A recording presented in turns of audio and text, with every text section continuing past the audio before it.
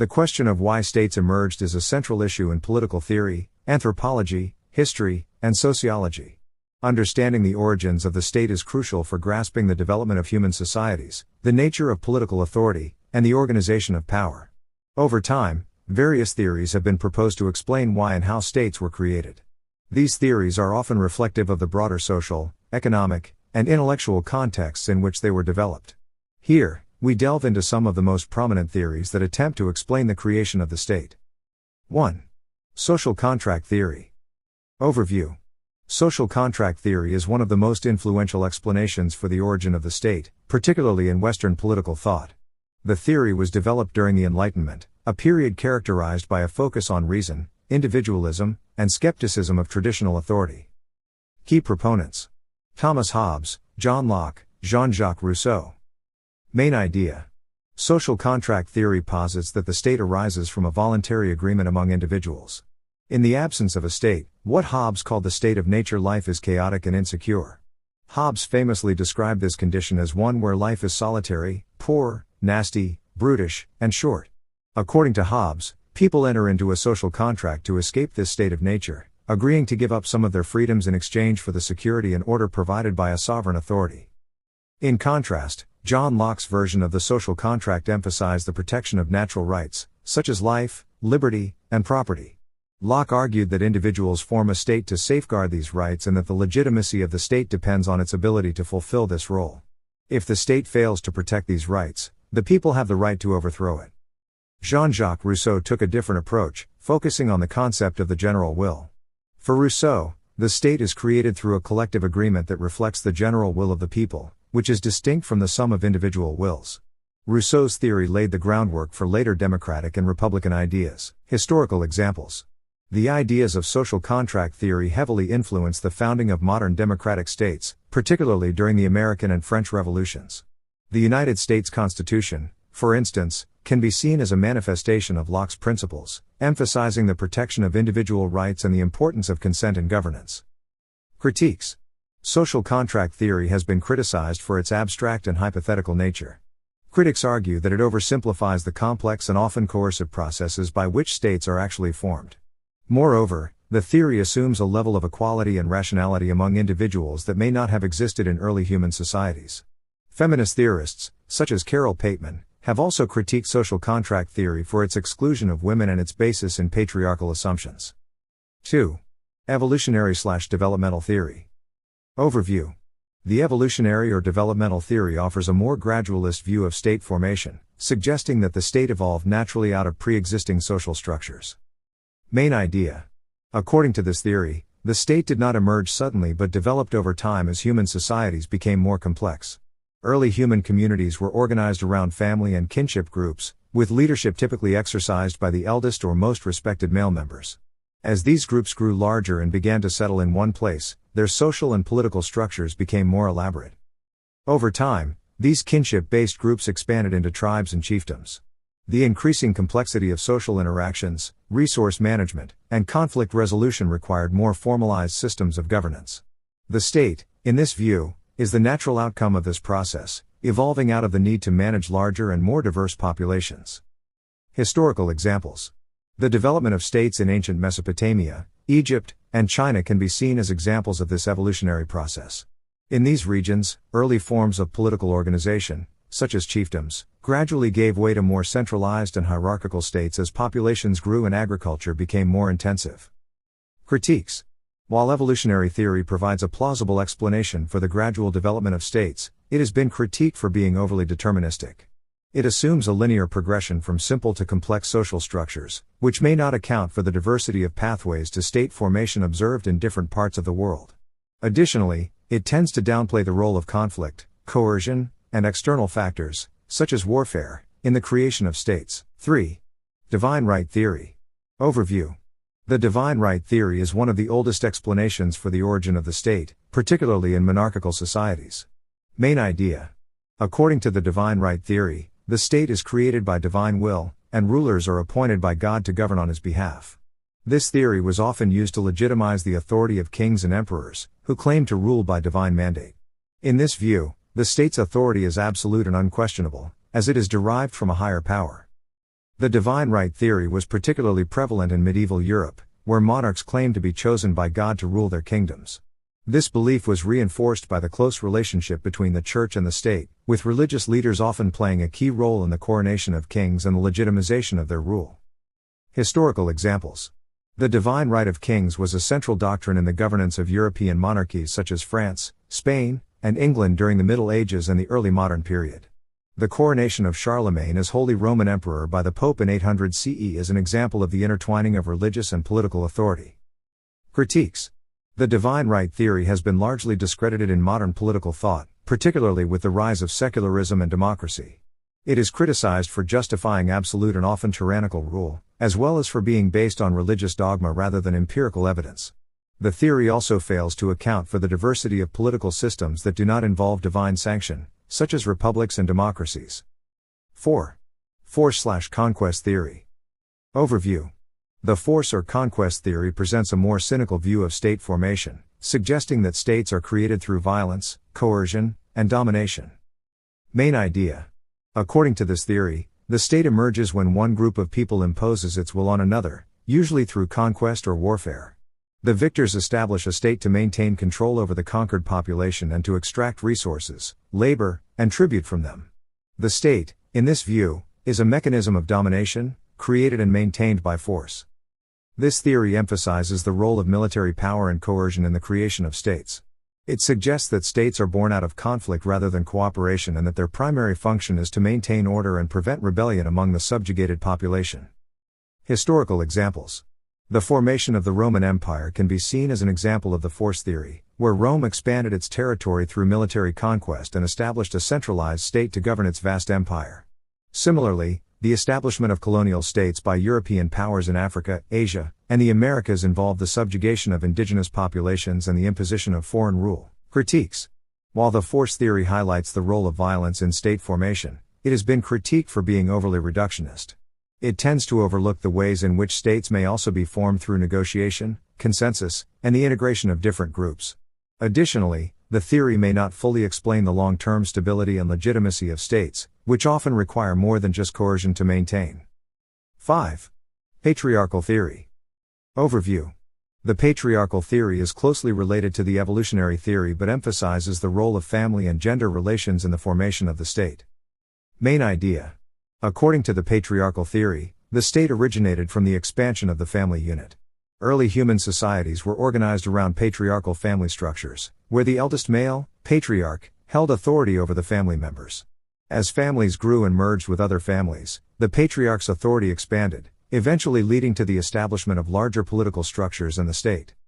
This theory suggests that the state is a natural extension of the patriarchal family, with political authority modeled on the hierarchical and paternalistic relationships within the family. The state's authority is thus seen as rooted in gendered power dynamics, with male rulers often regarded as fathers of their people. Historical examples. The patriarchal theory can be seen in the political organization of many ancient civilizations, where kings and rulers were often seen as father figures to their subjects. For example, the concept of the pharaoh in ancient Egypt was closely associated with the idea of a divine father who ruled over his people with absolute authority. Critiques. The patriarchal theory has been criticized for its gender bias and for reinforcing traditional gender roles. Feminist scholars argue that the theory naturalizes male dominance and overlooks the contributions of women and other marginalized groups to state formation. Additionally, the theory may not account for the diversity of political systems in which authority is not based on patriarchal structures. 6. Economic/class conflict theory. Overview. The economic or class conflict theory, particularly associated with Marxism, offers a materialist explanation for the origin of the state, focusing on economic relations and class struggles. Key proponents. Karl Marx, Friedrich Engels. Main idea. The economic or class conflict theory posits that the state arose as a result of economic inequality and the division of society into classes. According to Marx and Engels, as societies developed economic surpluses, certain groups gained control over the means of production, such as land, tools, and resources, leading to the formation of distinct social classes: the ruling class, owners of production, and the working class, those who labor. In this context, the state emerged as an instrument of the ruling class to maintain and legitimize its control over the economic resources of society. The state, therefore, serves to enforce the interests of the dominant class, suppressing the working class through laws, institutions, and sometimes force. For Marx and Engels, the state is not a neutral arbiter but a tool for class oppression. Marx and Engels argued that the state would eventually wither away after a proletarian revolution, when class distinctions are abolished, and a classless, stateless society, communism, is established. Historical examples. The feudal states of medieval Europe, where lords and monarchs controlled land and labor, can be seen through this lens as states formed to perpetuate the interests of the feudal class. Similarly, Marxists view modern capitalist states as structures designed to protect capitalist interests and maintain economic inequalities. The Russian Revolution of 1917, which led to the establishment of a socialist state, was partly inspired by Marxist theory, with the new Soviet government aiming to dismantle class structures and reduce the state's role in society over time, though this did not occur as Marx predicted. Critiques. Critics of the economic/class conflict theory argue that it overemphasizes the role of economic factors and class struggle in state formation, often neglecting other cultural, religious, and geopolitical factors that also play significant roles. Additionally, the theory assumes an inevitable trajectory towards class conflict and revolution, which has not universally been the case. Many states have shown resilience and adaptability, managing class conflicts through reforms rather than revolutionary overthrow. Moreover, the predicted withering away of the state in Marxist thought has not materialized in historical communist states, where instead, the state often became more centralized and powerful. 7. Organizational theory. Overview. Organizational theory emphasizes the role of human ingenuity, administrative capabilities, and the need for efficient governance in the emergence of states. Main idea. This theory suggests that states emerged because human societies reached a level of complexity that required organized structures to manage resources, coordinate large-scale projects, and maintain social order. The state is seen as a rational response to the challenges posed by increasingly complex societies, such as population growth, trade, warfare, and resource distribution. As societies grew, the need for formal institutions to manage these challenges became apparent. States provided the organizational structures necessary to collect taxes, build infrastructure, maintain armies, and enforce laws. Bureaucracies and administrative hierarchies were developed to handle the logistical demands of governance, leading to the formation of states. Historical examples.